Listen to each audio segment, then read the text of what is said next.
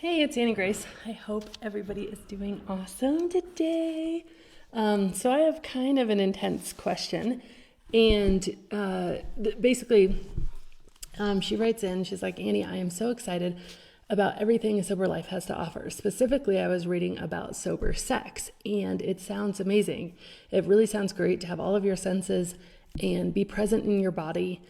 And I'm looking forward to that, especially how you describe it with, additional orgasms and feelings and stuff like that.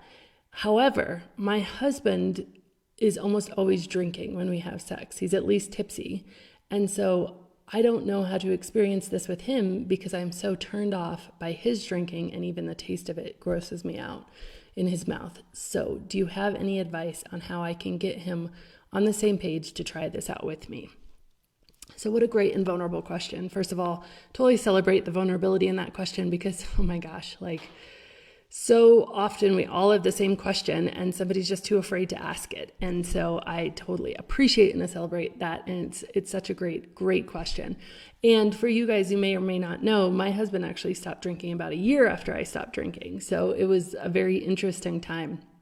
And I do remember, this, I've heard it said that, sober sex is great, but sober sex when you're with somebody who's drinking is not so great.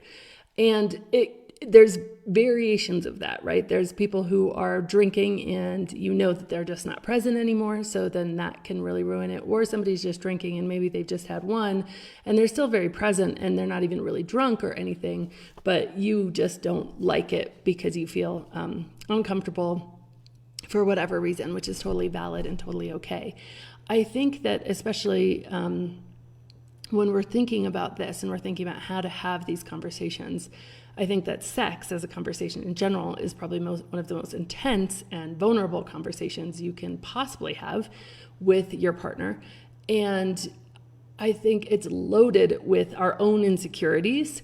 And so often we try to jump to what they need to do, how they can fix it, and what they can do better. And I think that any type of defensiveness in this conversation is not going to get you where you want to go. And so I really like to look at conversations like this and really any loaded conversation, any emotional conversation of what do I want the outcome to be? How do I want to feel and how do I want them to feel? And I think in this situation, you would want him to feel curious about being sober for sex, not drinking before sex. You would want him to feel curious about that and willing, right? And you would want to feel probably sexy and excited and, willing. And I think if we have that frame before even going into the conversation, we can have a very different outcome, because usually we just kind of plow ahead and we're like, well, I know I just don't want him to drink during sex, so I'm just going to say that. I'm just going to say, look, I'm really grossed out and I'm really turned off by the fact that you taste like beer. And if you think about that conversation through the frame of, well, how is that going to make him feel? And how's it going to make him behave? The first thing he's going to feel is defensive. Even if you're right, even if he knows it, there's no way that somebody wouldn't feel defensive in that instance. And how do you behave when you're defensive? Do you open up? Do you get closer? Do you feel sexy? No, you feel closed. You back off, you distance, you try to manage your own emotions, but it certainly does not bring the two of you closer. So I would challenge you to architect a conversation that would bring the two of you closer and actually end up in the result of him feeling excited by and curious about it.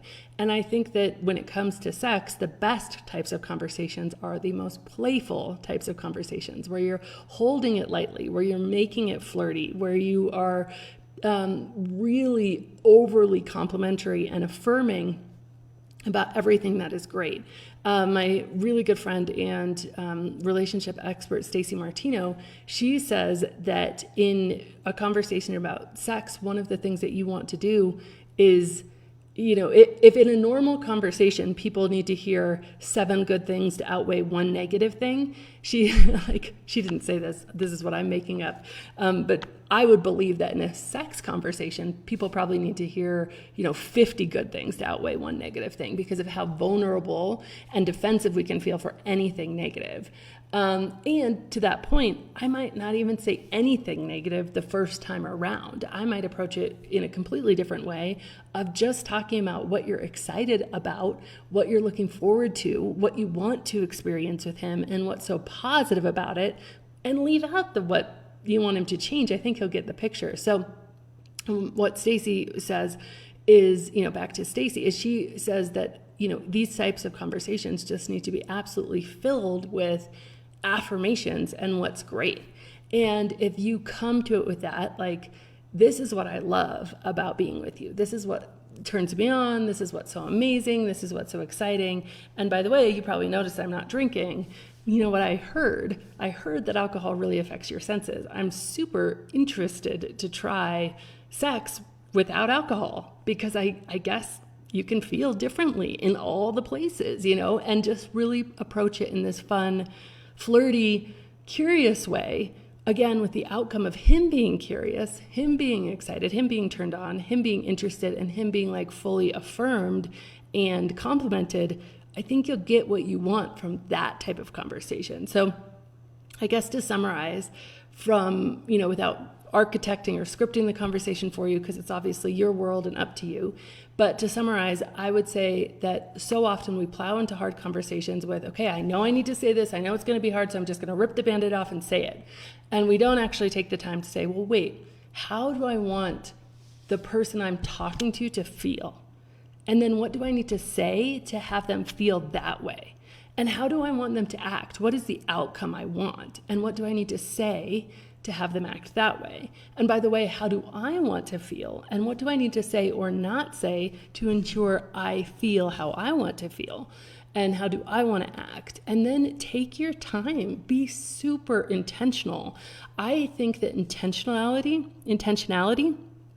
literally needs to be really effective, almost to the point of awkwardness with stuff like this, at least the first time. And if you think about that, that's just true. Just to go on a tangent about how the human brain learns, when you first learned to write the letter A, you had to be so intentional. It was awkward. And then eventually, now you can write a letter A without thinking. When you first learned to walk, you had to be so intentional, focusing so much, using all of your brain power till felt like awkward, but now you can walk, no problem. You can probably run and jump and ride your bike and do all sorts of other things. But when we're learning a new skill, which is entering into a conversation like this, I would say intentionality in terms of even scripting out what you want to say, writing it out, planning the time, planning the space, making sure your energy is right, making sure his energy is right, making sure that you can hold it lightly, to the point of being awkward is going to get you where you want to be, because then you've really, really thought it through,